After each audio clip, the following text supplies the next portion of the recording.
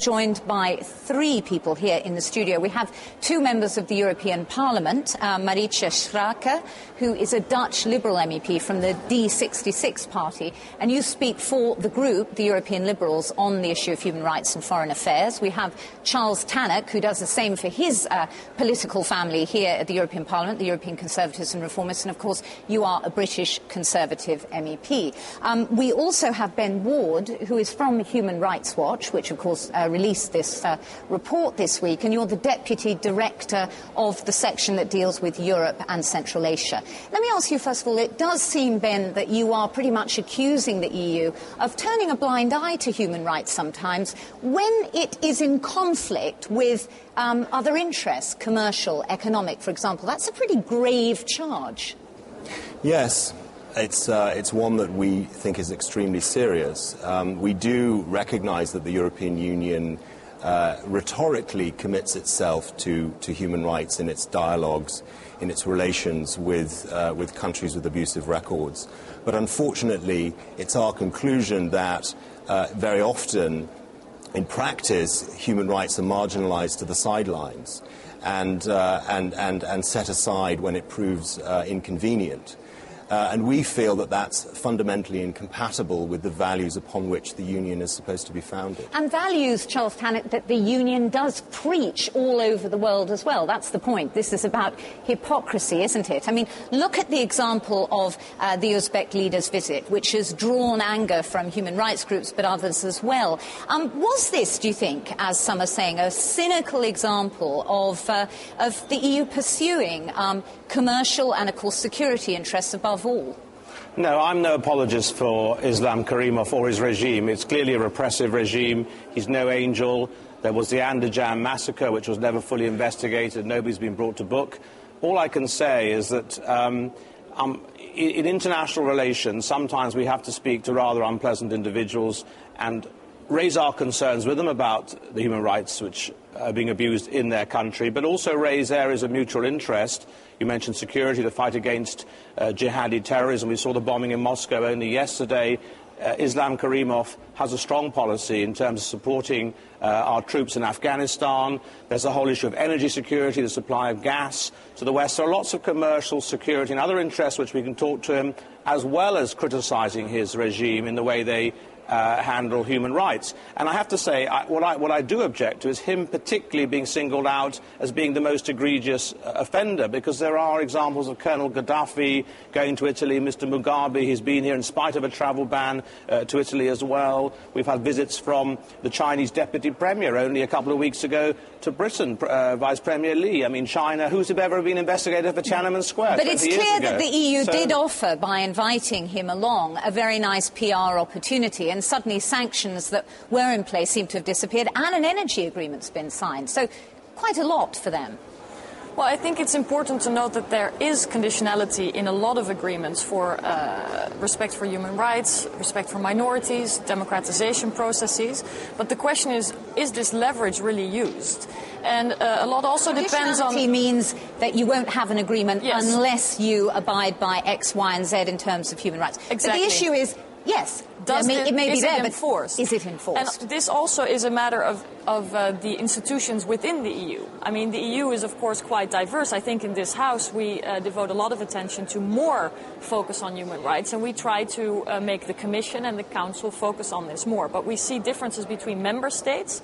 Only last week, the French Minister of Foreign Affairs offered assistance to the former Tunisian government in the form of riot police, while Catherine Ashton and Commissioner Füle had already condemned the violence against citizens. So there's a split. EU institutions seem very good at blaming each other and sort of moving the focus away. Now, the European Parliament has new powers under Lisbon to actually do something about this. Now, as yet, it's not clear whether they're going to take those powers up and insist on it. Ban people visiting the EU member states. You have powers to agree or reject association agreements. In what way keeping the man out and not talking to him is actually going to improve the lot of your average Uzbek citizen? I mean, I can understand if he was an indicted international war criminal like Bashir Saddam. That's clearly international law. There is no Interpol warrant out to arrest this man. There's no formal travel ban on him coming here. So if he comes here, I think we have a duty to talk to him, raise our concerns about human rights, but also raise our mutual interest in terms of trade, commerce and security. OK, well, let's take up that point, because a wider principle, apart from just the Uzbek leader,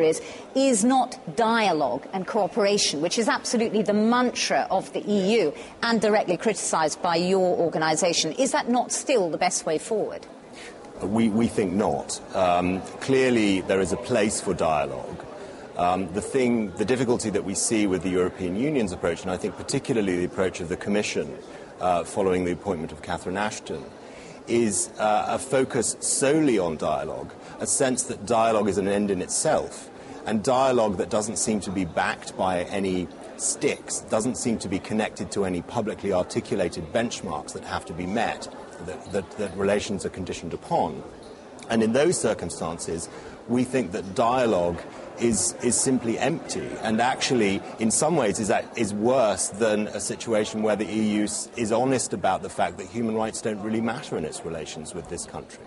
I don't agree. I think dialogues actually produce meaningful results. And in the example of China, I had a dinner last night with the Chinese ambassador, and he made a rather extraordinarily curious comment. We only discovered or recognised human rights as an issue 30 years ago in China. But for the last 30 years, there has been dialogue, and there has been some progress. Limited, I agree, but now they're reviewing every death sentence imposed at the highest level in the Supreme Court. That would never have happened 10 years ago. If we hadn't raised it in dialogue repeatedly about the huge numbers of prisoners being executed in China, they would never have even thought about it as an issue. So dialogue is helpful. I disagree. Well, let's go back to the concrete measures that MEPs can actually take, and that is not to do with insisting on human rights improvements, but whether or not you agree or reject an association agreement, for example, one coming up on Turkmenistan, whose human rights record is described as Human Rights Watch as pretty abysmal.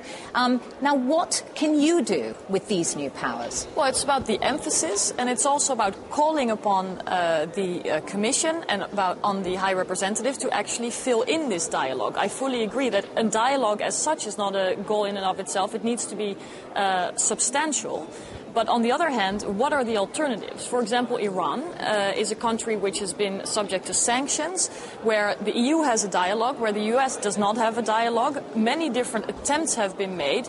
We hear now from the Iranian population that they really suffer from sanctions. Is this a goal we want? That's a very hard measure. Let me take you back to the association agreements. Yes. You shouldn't really be approving association agreements if they aren't absolutely categoric on human rights improvements, should you? And yet, that's not what looks like it's about to happen. Well, the human rights improvement is in the treaties. The question is what is done when human rights abuses are found nevertheless. Does it mean that, for example, association agreements will be reversed? And that doesn't happen very often. Very rarely. And that's a critical question.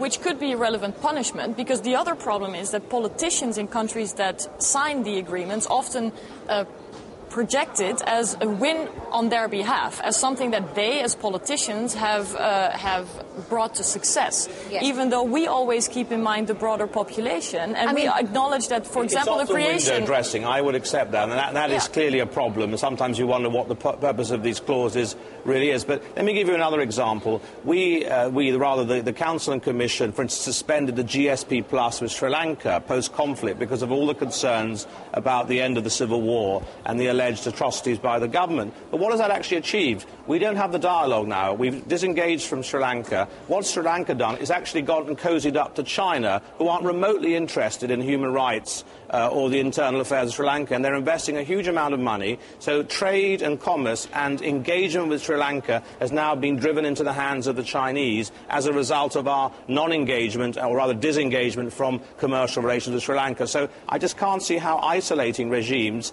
particularly when there's lots of other more rich and rather nasty regimes around who are quite happy to do business with them, is going to help the European Union. Ben? Yes. Well, clearly dialogue has its place. But the point is that if there's going to be a credible commitment to human rights on the part of the European Union, there has to be a willingness to tie that dialogue to concrete benchmarks, to specific benchmarks, not general vague benchmarks which can be ticked as a box at the end of the year, and a willingness on the part of the European Union to use its leverage to actually apply sanctions or apply other measures if those benchmarks are not met. If the dialogue is simply going to talk about the importance of human rights in general terms, then what we're going to see is, Uzbekistan is a country where the human rights situation is worsening. The human rights dialogue that the Uzbek authorities have with the European Union is entirely empty. It's completely separate.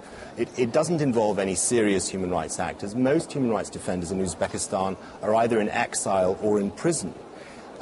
It's not a credible process. If you look at an example like Tunisia, for example, I mean, some people say that the process that the EU was engaged with there, in order to then eventually award an advanced status to the partnership, actually made things worse, because the regime there was trying to sort of, stifle dissent so it would look more equipped to gain that advanced status. I mean, there is a big challenge here for the EU, and well, I disagree. Tunisia is a very mixed picture. I mean, it was repressive, and it was deeply corrupt. I don't think we realised how corrupt it was. And the EU allowed that to continue. But in terms of women's rights, it's the only Arab country which banned polygamy, the only Arab country which banned the veil. Women fully participate in parliament, in the professions. So it was a mixed picture.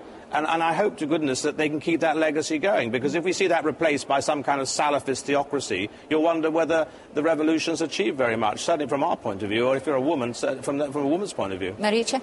These values are absolutely the most important, but we have to be critical of our own role. And I think that, especially at a breaking point that we see in Tunisia now, is a really good momentum to do this, and to also be critical of ourselves, critical of member states, and to learn from it for future cases, because it can't be that in the name of EU accession or EU relations, which happens in some countries, repression of human rights takes place. I mean, that is not something that we want here, and it's something that the Parliament is very critical of.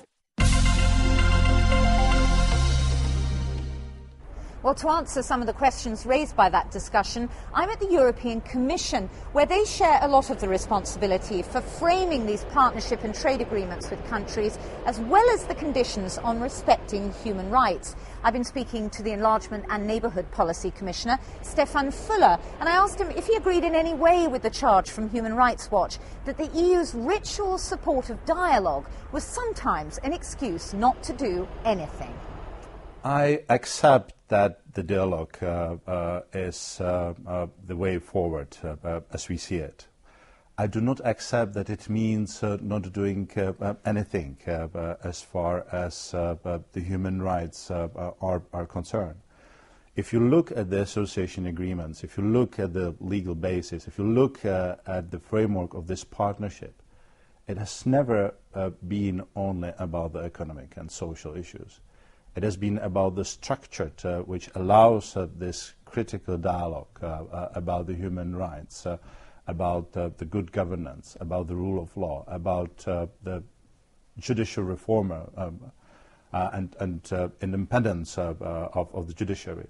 But we have been. If you look at the partnerships, of course, in the text it says you will do this to improve human rights, you will do this to improve the rule of law. But the criticism is that actually the EU doesn't push that hard enough, that the conditions aren't pushed hard enough. In the case of Tunisia, for example, but Human Rights Watch cites many other examples. Do you accept the EU needs to be tougher about these conditions?